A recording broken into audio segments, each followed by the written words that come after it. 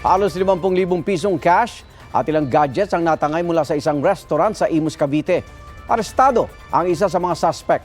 Lagi una ka sa balita ni Marisol Abduraman, exclusive.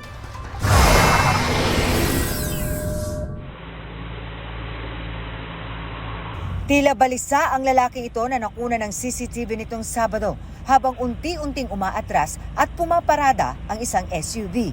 Nilapitan niya ito at binuksan ang likuran sabay may kinuhang gamit. Sunod na siya makikitang may kinakalikot sa ibabang bahagi ng nakasarang establishmento. Binubuksan na raw pala niya ang Japanese restaurant sa Aguinaldo Highway. Ginamitan nila ng bolt cutter, roll-up bar. Sa iba pang kuha, nasa loob na ng restaurant ang nasabing lalaki.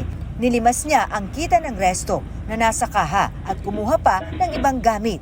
Ayon sa Imus Police, 48,000 pesos na cash, laptop at mga cellphone ang nakuha ng mga suspect.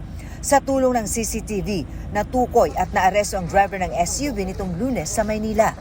Kinilala siyang si Jesus Renegado. Pinag-drive lang po ako mo. Sana po bahala mo, bumuhuli siya. Kwento nung driver, pumunta sila doon, dire-diretso sila. Doon talaga ang target nila.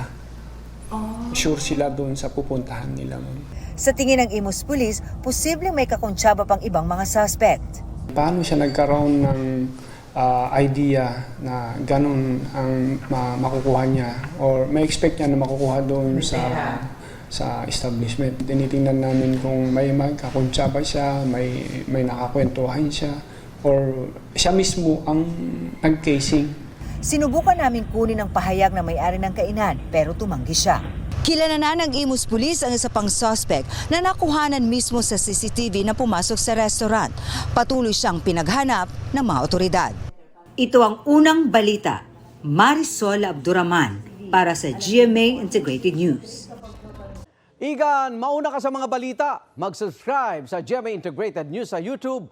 Sa mga kapuso abroad, subaybayan nyo kami sa GMA Pinoy TV at sa www.gmanews.tv.